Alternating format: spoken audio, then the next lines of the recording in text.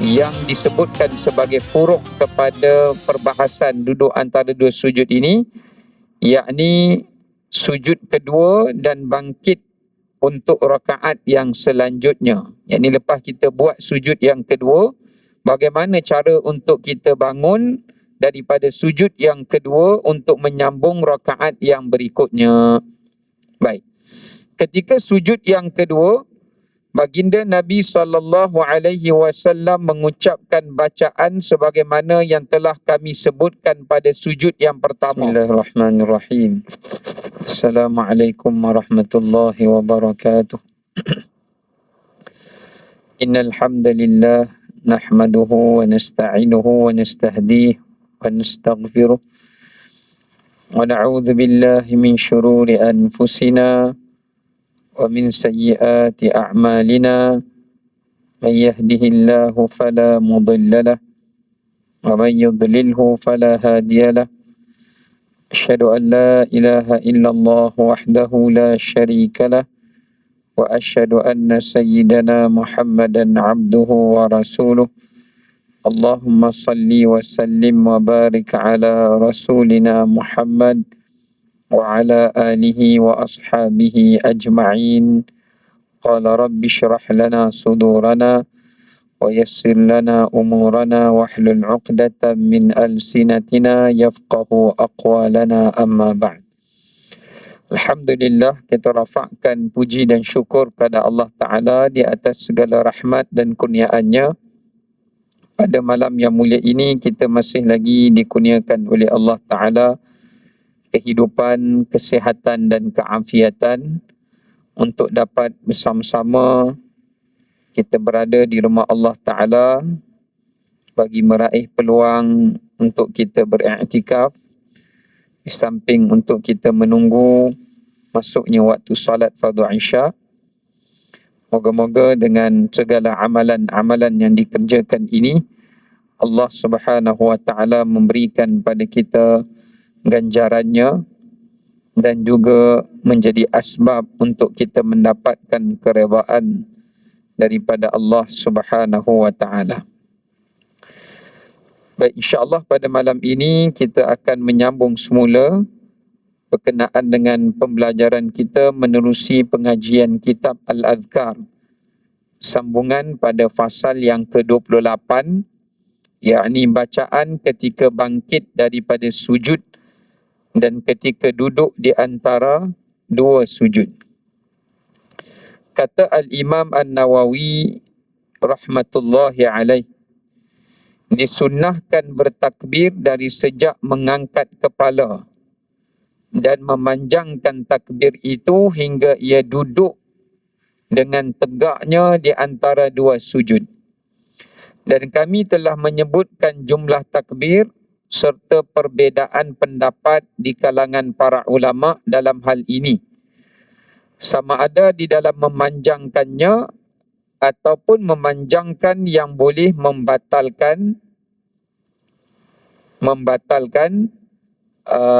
perbuatan takbir itu, yakni perbuatan salat itu. Oh, ini kita dah baca, minta maaf. Sekejap ya. Oh, kita masuk tentang perbahasan, minta maaf, saya tersilap.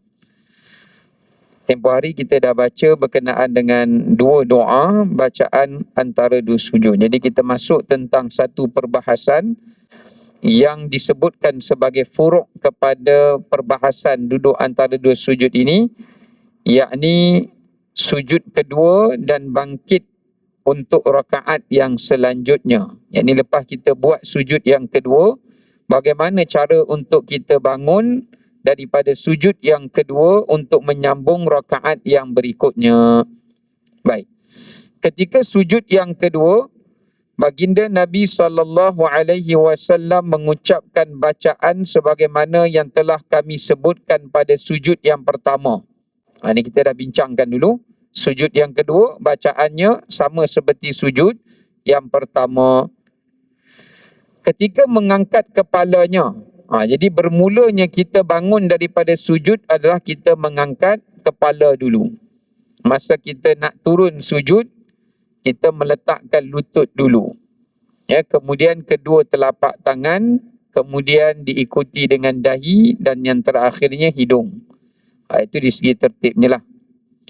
Tapi kalau kita nak bangun ataupun ada kaedah yang kedua, mengikut sebahagian riwayat para ulama, ketika Nabi SAW agak sedikit uzur, baginda meletakkan kedua tangannya, kemudian kedua lututnya, kemudian kepalanya dan hidungnya. Jadi ada dua riwayat yang berbeza berkenaan dengan cara turun sujud. Adapun bangkit daripada sujud, maka diangkatkan bermula daripada dahinya. Dahinya mengikuti bersama dengannya hidungnya. Ini adalah cara kaedahnya. Ketika mengangkat kepala itu, diangkatkan kepala dengan diiringi ucapan takbir, Allahu Akbar. Lepas diangkat kepala, diangkatkan kedua telapak tangan, lalu duduknya ia seperti mana keadaan duduk iftirash. Ini duduk antara dua sujud atau duduk tahiyat awal. Dan diletakkan tangannya, yakni kedua telapak tangannya di atas pahanya. Jadi ada dua kaedah cara meletakkan telapak tangan di atas pahanya. Yang pertama, sejajarkan antara hujung jarinya dengan kepala lututnya.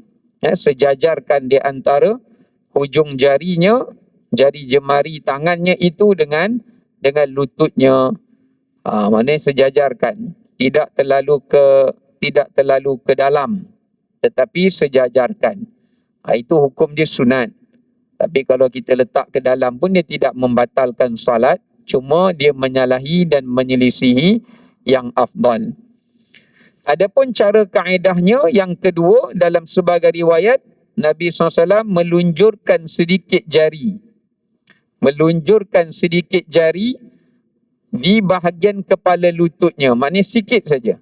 Sebahagian sejajar begitu lurus, sebahagian dicondongkan sedikit seolah-olah memegang sedikit sahaja di bahagian atas kepala lutut itu. Dia tidaklah sampai melunjur ke bawah macam menggenggam kepala lutut seakan-akan ketika mana dia rukuk.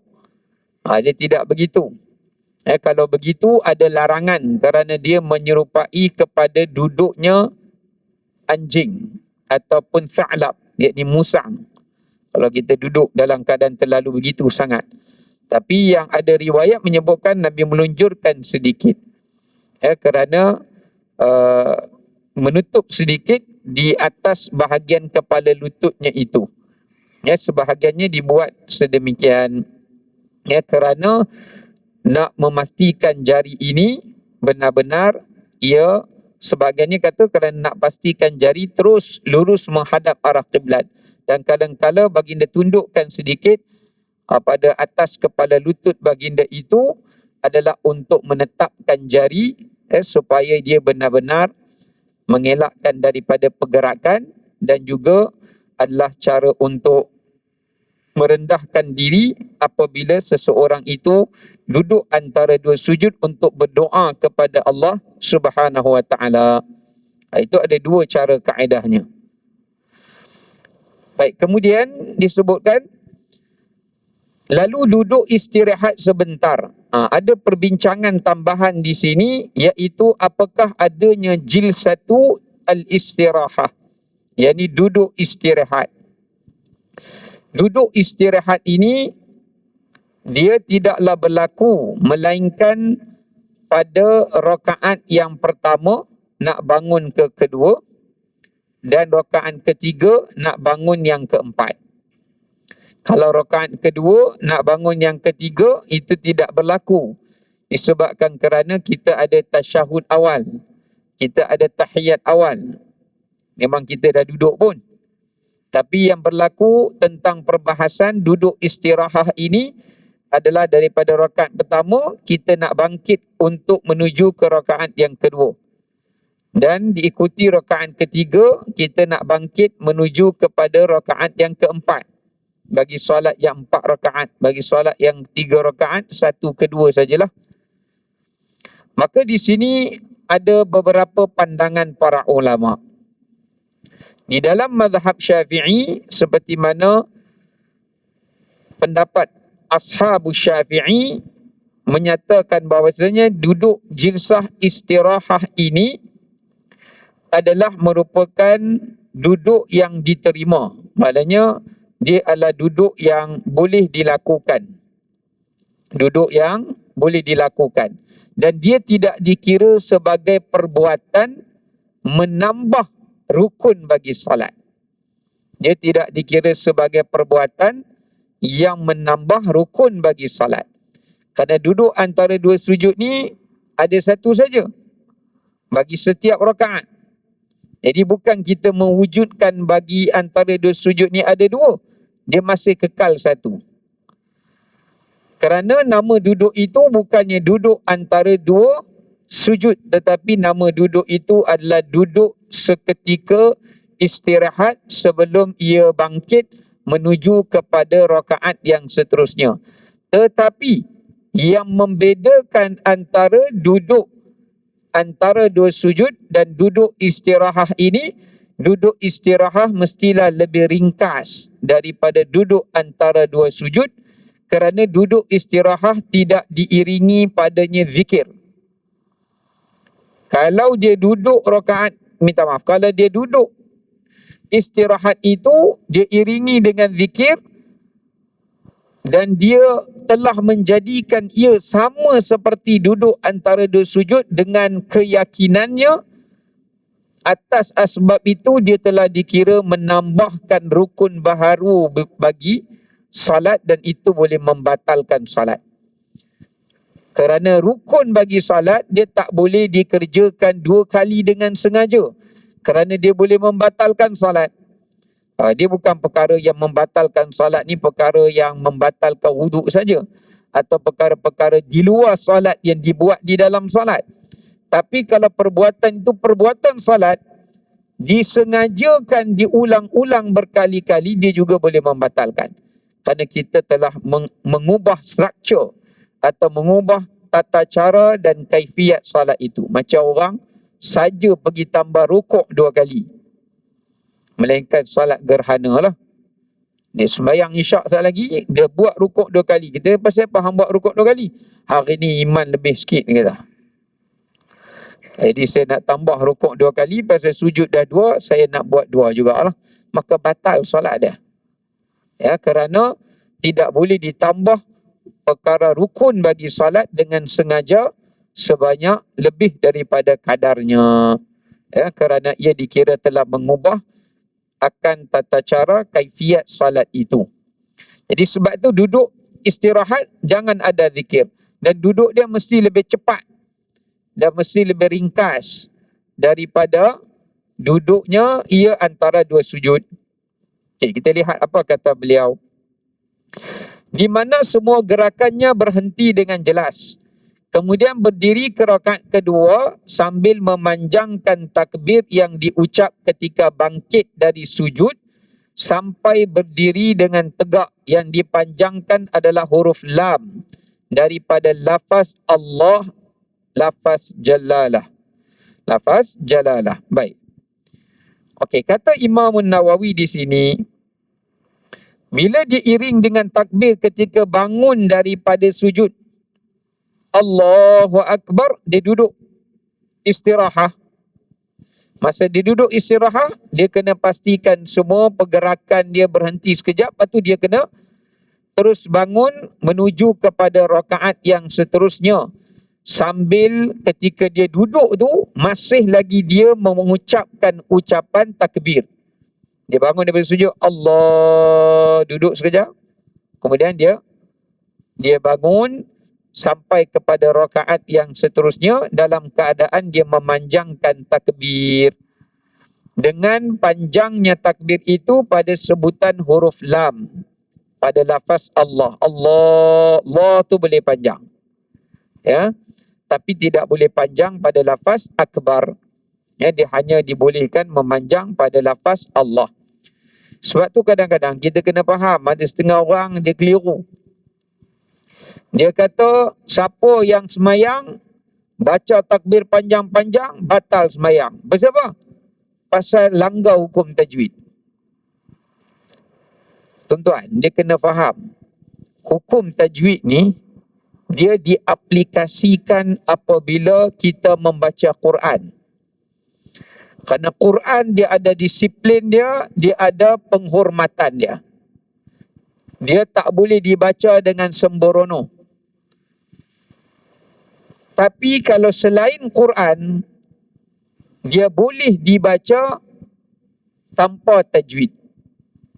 Dengan syarat, dia tidaklah sampai kepada menyalahi tajwid pada kesalahan yang jali, kesalahan yang besar. Seperti mengubah huruf, mengubah baris. Yang ni semua sepakat.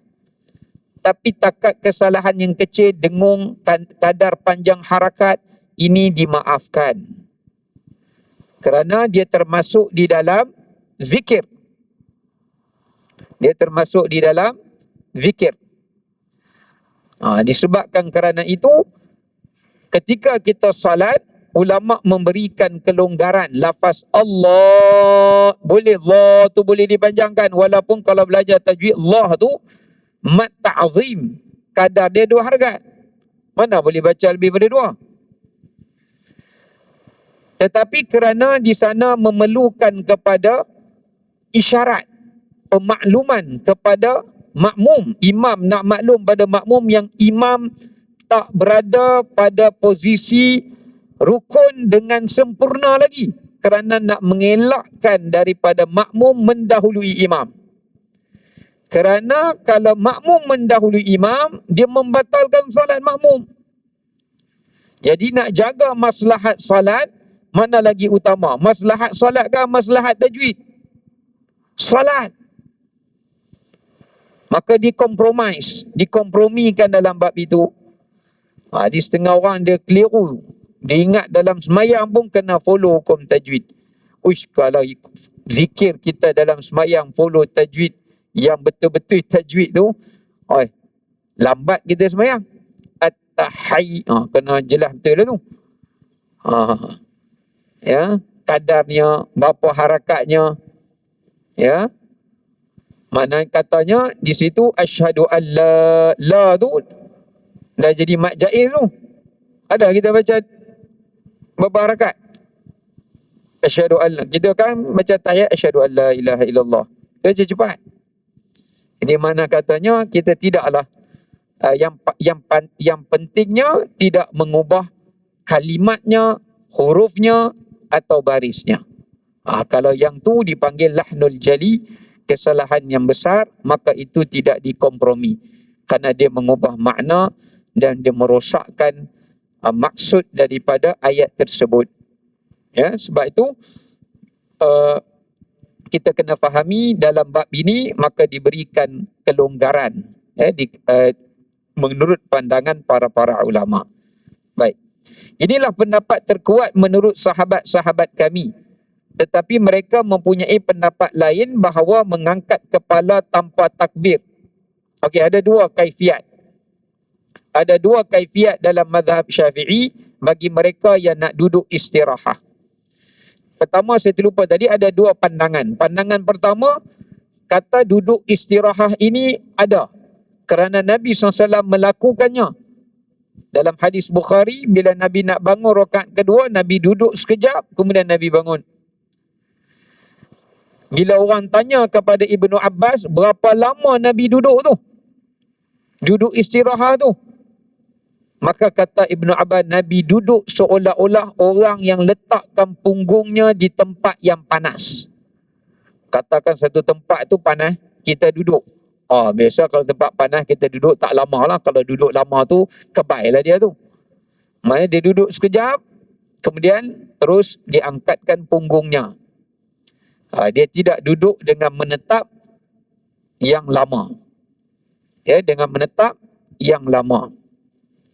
Jadi duduk istirahat ini, pandangan pertama kata ada. Dan dia diterima dan dia tidak dikira sebagai menambah rukun. Ini dalam mazhab Syafi'i, dalam mazhab Hanbali, dalam mazhab Maliki. Tapi dalam mazhab Hanafi, kalau kita semayang di masjid India ke orang Pakistan, dia bagi dia duduk istirahah ini tidak ada dan tak boleh dibuat. Kalau dibuat batal semayang, kerana dia bertanggapan perbuatan itu mengubah struktur salat, kerana dia adalah satu benda yang bukan daripada kategori wajib dan bukan daripada kategori benda yang dituntut.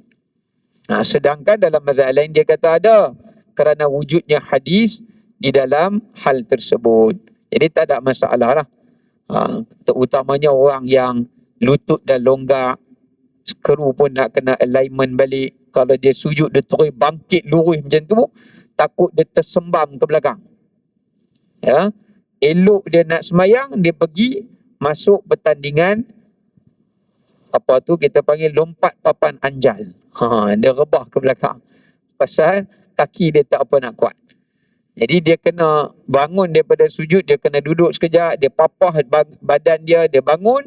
Maka itu ada lebih memberikan ketenangan kepada dia, ketenteraman kepada dia untuk dia menyempurnakan rukun solat dia. Ya. Cuma ada dua kaedah dalam mazhab Syafi'i. Yang pertama, kaedah dia bangun duduk istirahat itu dengan menggunakan satu lafaz takbir. Allahu Akbar. Satu lafaz takbir. Kerana hendak mengatakan duduk istirahat itu bukan bahagian daripada rukun atau mana-mana bahagian daripada salat. Cuma dia hanya untuk meraihkan saja. Nabi buat tu untuk meraihkan seseorang jika telah berusia atau telah berat tubuhnya, maka boleh dia duduk beristirahat seketika. Pandangan yang kedua dalam mazhab Syafi'i kata, dia boleh buat dengan dua takbir. Dia boleh buat dengan dua takbir. Maknanya lepas dia bangun sujud yang kedua, Allahu Akbar, dia duduk jilsah istirahat, sekejap, lepas tu dia terus Allah, sekejap je, Allahu Akbar, Allahu Akbar. Boleh dengan dua lafaz takbir. Boleh dengan dua lafaz takbir. Ini yang disebutkan oleh Imam Nawawi dengan beliau mengatakan mempunyai pendapat yang mengatakan mengangkat kepala tanpa takbir. Ini pendapat kedua. Angkat kepala tu, nak duduk istirahat tu, jangan takbir lagi. Kemudian dia duduk istirahat. Ketika dia bangkit daripada istirahat, nak bangun berdiri rakaat yang seterusnya, barulah dia bertakbir. Barulah dia takbir. Sebab nak bagi tahu, duduk istirahat itu dia tak masuk dalam bahagian rukun salat. Sebab nanti takut makmum keliru. Bila imam bangun sujud kedua, Allahu Akbar.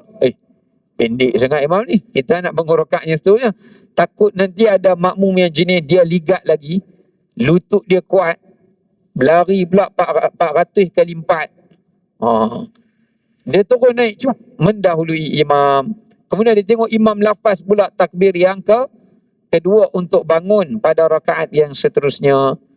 Maka takut timbul kekeliruan di situ. Sebab itu kata Imam Nawawi, pendapat yang paling kuat dalam mazhab Syafi'i, kalau imam nak bangun buat duduk istirahat, jangan sebut takbir. Bangunnya dia dalam keadaan kosong. Adapun pendapat yang kedua tadi, dia kata dalam mazhab Syafi'i juga, mereka ada khilaf sama ulama Syafi'i. Mereka kata bangun pun kena takbir, sebab tak nak bagi ada pergerakan di dalam salat yang kosong tanpa ada zikir. Itu ada khilaf lah di kalangan para ulama sendiri. Ya, baik. Kemudian tidak ada perbezaan pendapat bahawa tidak boleh mengucapkan dua kali takbir dalam hal ini. Sahabat-sahabat kami mengatakan bahawa pendapat pertamalah yang paling sahih agar salat tidak kosong dari zikir. Imam Nawawi memilih supaya ada takbir pada kedua-duanya. Tapi pendapat dalam pilihan mazhab Syafi'i sendiri bahawasanya bangun duduk istirahat itu tidak ada takbir, melainkan setelah bangun daripada istirahat untuk menuju rakaat yang berikutnya baru ada takbir. Kerana mazhab Imam Nawawi kata dia bersetuju kepada pendapat sahabat tokoh mazhab Syafi'i yang lain yang mengatakan tak nak bagi ada pergerakan tu yang kosong daripada zikir. Kerana itu beliau kata lagi, diketahuilah bahawa duduk istirahat ini sunat sebenarnya. Dialah satu-satu dipanggil sunat hay'ah. Dia masuk dalam kategori sunat hay'ah. Sebab sunat hay'ah ni dia ada sunat hay'ah yang berbentuk qauliyah, perkataan. Dia ada sunat hay'ah yang berbentuk fi'liyah, yang ni perbuatan.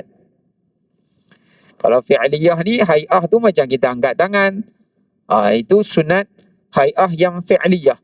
Termasuklah daripadanya adalah duduk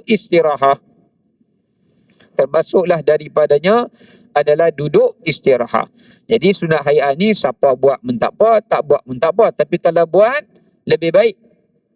Kerana kata Imam Nawawi di sini dalam Sahih Bukhari disebutkan bahawasanya perbuatan itu dilakukan oleh baginda sallallahu alaihi wasallam. Maka pendapat aku katanya hal ini adalah sunnah berdasarkan perbuatan baginda, kerana baginda tidak akan melakukan melainkan jika perkara itu adalah perkara yang baik. Maka sunnah setelah sujud yang kedua dari setiap rakaat ketika ia ingin bangkit daripada rakaat itu, maka ia bolehlah untuk melakukan duduk istirahat. Kata Imam Nawawi, setiap kali sebelum kita bangun next rakaat berikutnya, kita buat duduk istirahat pada setiap rakaat kecuali rakaat yang kedua, sebab dia dah ada tahiyat awal atau tasyahud awal. Ya. Cuma tak disunnahkan sujud tilawah untuk dilakukan istirahat.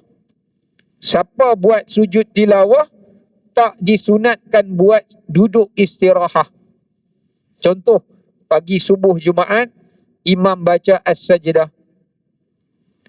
Innama yu'minu bi ayatina alladhina idza dhukiru biha kharru sujada wa sabbahu bihamdi rabbihim wa hum la yastakbirun. Allahu Akbar, sujud. Lepas sujud kan terus bangun. Allahu Akbar, tatajafa, terus sambung. Jadi masa tu jangan duduk istirahat. Ada orang lepas sujud tu, imam Allah, dia duduk dulu. Duduk istirahat, kemudian baru dia bangkit. Dia bangkit untuk sambung balik rakaat yang sama tadilah. Dia bangun untuk sambung rakaat yang sama tadi, maka tidak disunatkan duduk istirahat ketika itu. Kenapa? Sebab dia rakaat yang sama.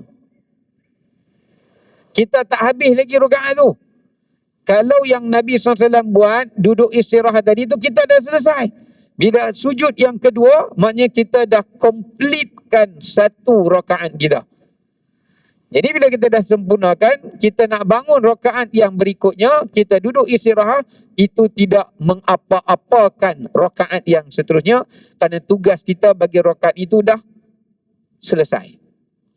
Adapun kalau bacaan tilawah, sujud tilawah, kita masih dalam rakaat itu. Maknanya tugas kita belum selesai. Melainkan kalau orang tu memang dia uzur lah. Dia tak boleh, dia kena duduk juga. Dia tak boleh lepas pada sujud tu terus nak bangkit lurus. Dia tak boleh. Dia kena ambil step by step. Tu tak apalah, dimaafkanlah bagi dia kerana keuzuran dia. Ya. Cuma bagi sesiapa yang mampu untuk bangun terus, jangan dia duduk secara istirahat di situ. Kerana istirahat ni nak bagi kita rehat. Ni rakaat pertama tak bagi rehat dah, teruk sangat lah kan. Rakaat pertama pun tak habis lagi, rukuk pun tak habis lagi, i'tidal pun dia nak rehat, gaduh dah rehat dah. Jadi tak kenalah keadaannya di situ, kerana bacaan sajadah itu masih lagi perlu disambung cerita dia. Jadi sebab itu tidak dituntut untuk dia berehat dalam keadaan bacaan Al-Quran ketika qiyam itu masih perlu untuk disambung. Nak tunjukkan pada kita tuan-tuan betapa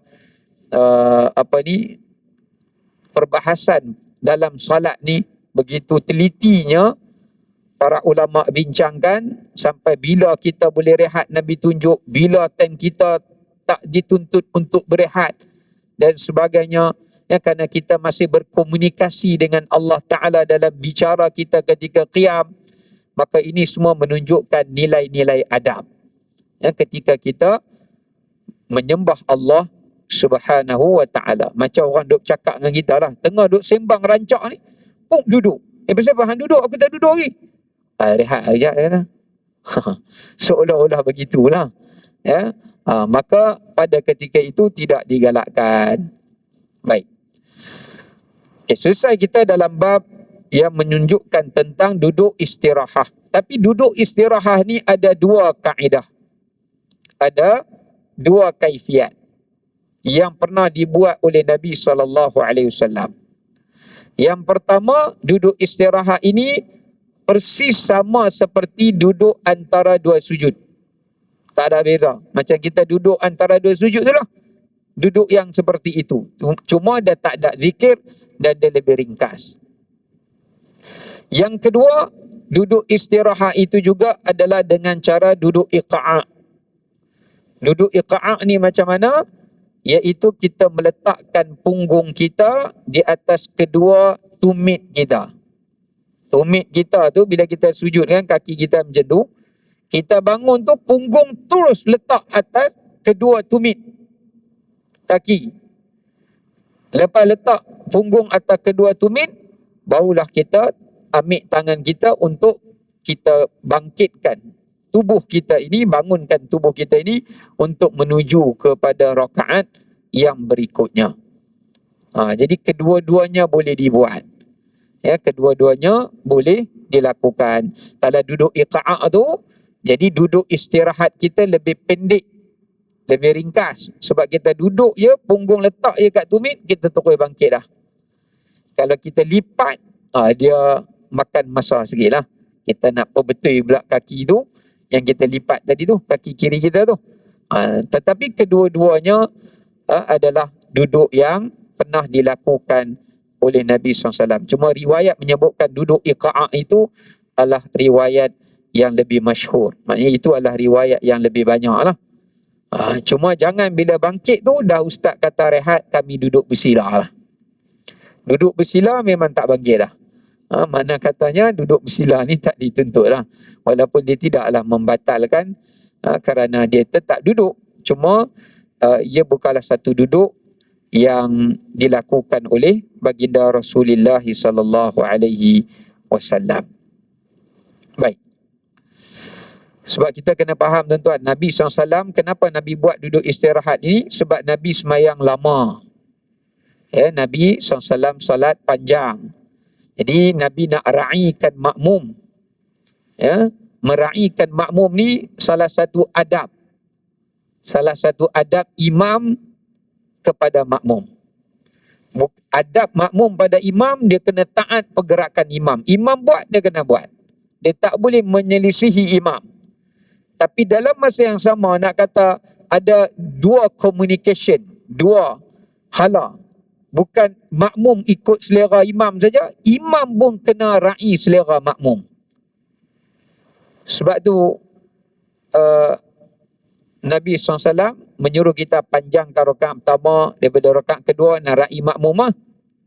Tak nak bagi makmum ada yang masbuk. Sayyidina Umar dia pernah sujud, beliau pernah rukuk ketika beliau jadi imam.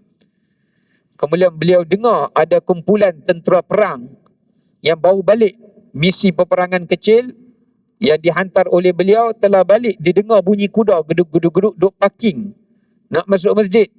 Umar panjangkan sujud dia, lama sujud, nak bagi kawan tu masuk. Allahu Akbar, rukuk dia. Lepas sembahyang orang tanya, wahai Amirul Mukminin, panjang sangat rukuk ni, pasal apa? Dapat wahyu ke apa? Dapat ilham ke apa? Umar kata tidak. Tapi aku mendengar bunyi kuda. Kumpulan kecil yang telah aku hantar menjadi perisik dia balik. Aku nak bagi mereka mendapatkan solat bersama dengan kita pada pagi ini.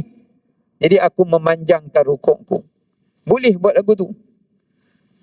Ya. Ni kadang-kadang imam dengar lah, gedug pam sampai kepala laga kaca tu. Pam, dia punya berlari nak boleh dapatkan rukuk tu.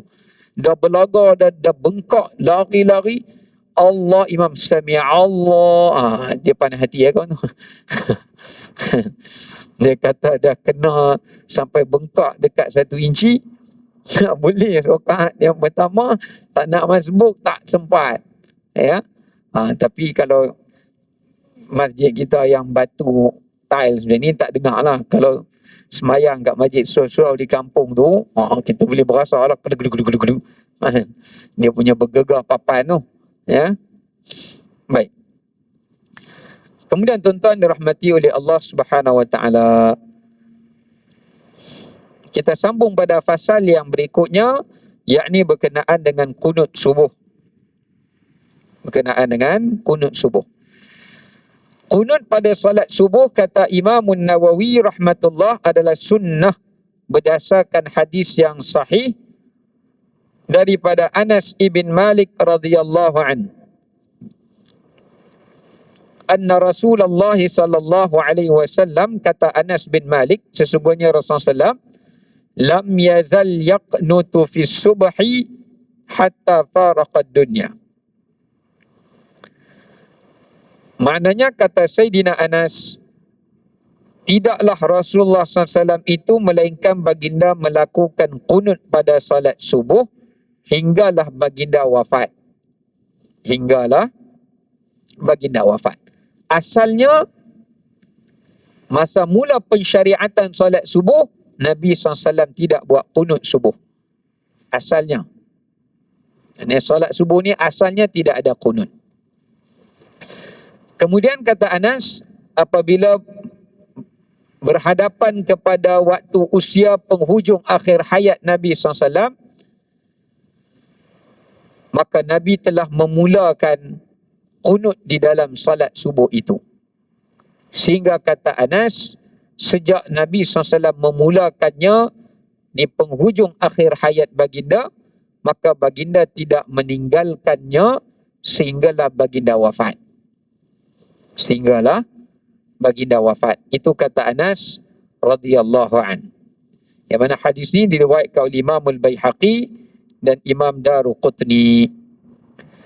Kata Al-Hakim bahawasanya hadis ini adalah merupakan hadis pada pendapat kami, kata Imam Al-Hakim, ya, pada pendapat kami hadis ini menunjukkan kunut subuh adalah sesuatu yang disyariatkan.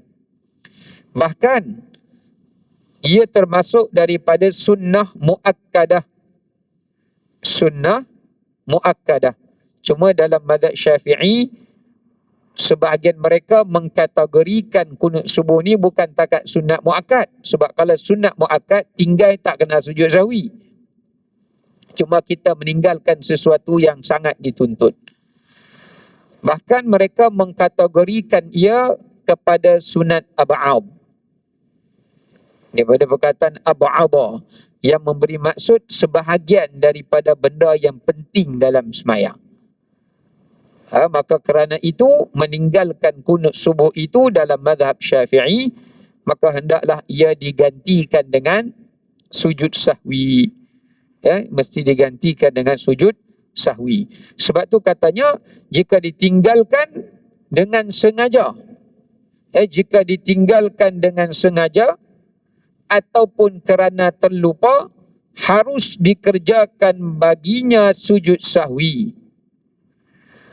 Dia sengaja tak buat, ataupun dia terlupa.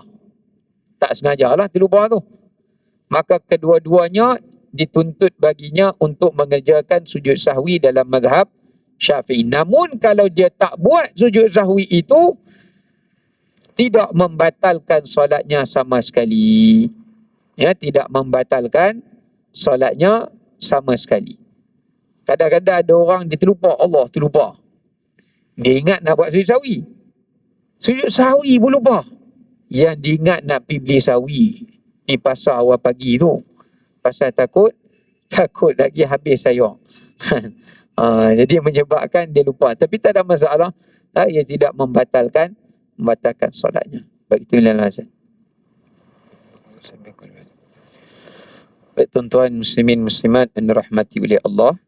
Kita sambung sikit, tuan-tuan. Bila kita sebut tentang lupa ni disebut dalam bahasa Arab nisyan. Perkataan nasiya. Sebahagian ulama mengatakan daripadanya terbitnya perkataan insan. Ansa, nisyan. Orang yang lupa dalam bahasa Arab dipanggil an-nasi. Bukan nasi. Ada orang buat melawak, dia kata makan nasi ni lupa. Dia bukan makan nasi saja, makan apa pun lupa. Ya. Cuma dalam bahasa Arab, orang yang lupa tu dipanggil an-nasi. Lupa ni dalam Quran ada dua jenis lupa yang kita kena faham. Satu lupa yang Allah jadikan sebagai ujian kepada kita. Oleh kerana lupa tu menjadi ujian, maka Allah tidak menghukumi hambanya di atas ujian kekurangan hambanya itu kerana memiliki sifat lupa. Lupa yang seperti ini yang Allah sebut dalam Quran. Rabbana la tu'akhidna in nasina aw akhtana. Wahai Tuhan kami, janganlah engkau mengazab atau menghukumi kami kalau kami ada tak buat atau mengerjakan benda yang engkau larang kerana kami terlupa atau kerana kami tersilap. Inilah yang diberikan keuzuran oleh Allah Ta'ala untuk Allah tidak hukum hamba-hambanya. Kalau ikutkan, kalau Allah tak ada belah kasihan kat kita, tuan-tuan, hak silap pun kena, tak sengaja pun kena, lupa pun kena. Lupa pun kena juga. Tapi kerana doa, ini doa para anbiya yang kita dah baca akhir Baqarah tu. Tu bukan doa siapa-siapa, tu doa para nabi. Semua generasi para nabi alaihissalam berdoa minta pada Allah, kalau sifat manusia yang naif dan lemah ini, mereka tak boleh melarikan diri daripada kesilapan dan kelupaan. Dia tak boleh lari. Karena itu Allah nak tunjukkan hakikat manusia sebagai makhluk. Dia bukan Tuhan. Kalau Tuhan, dia tak lupa. Ini adalah lupa dalam bentuk biologi. Macam kita lupa disebabkan kerana faktor usia. Atau kita lupa disebabkan kerana faktor-faktor atas sebab-sebab yang misalnya kerana kesibukan kita yang melampau hingga menyebabkan kita terlupa daripada mengingat sesuatu. Maka ini diberikan keuzuran. Tapi ada lupa yang jenis kedua. Jangan kita ingat kalau lupa ni semuanya Allah maafkan. Tak. Ada lupa yang Tuhan tak maafkan. Yang mana lupa ni dia datang daripada tipu daya syaitan. Sebab tu kita jangan keliru. Kadang-kadang orang, saya terlupa. Syaitan bisik. Tak apa. Lupa tak berdosa. Padahal lupa yang tu yang berdosa tu. Kerana ada lupa yang datang daripada syaitan. Seperti mana kalau kita baca kisah Nabi Yusuf alaihissalam, Nabi Yusuf pesan pada salah seorang yang bermimpi, dalam mimpi dia tuang minuman arak kepada raja. Dia minta Nabi Yusuf alaihissalam takwil. Nabi Yusuf kata, kamu kalau keluar penjara tak kena hukum bunuh. Bahkan kamu dilantik sebagai tukang buat air bagi raja. Tapi satu benda yang Nabi Yusuf minta, nanti bila dah keluar, bagi tahu kat raja tu yang aku boleh menakwilkan mimpi. Beres boh, beres boh. Dia beres boh saja.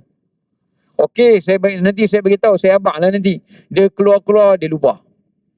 Sebab apa dia lupa? Syaitan melupakan dia. Lepas tu kita kena bezakan. Jangan pula kata, minta maaf lah. Ni Tuhan punya ujian lah, nak buat macam mana.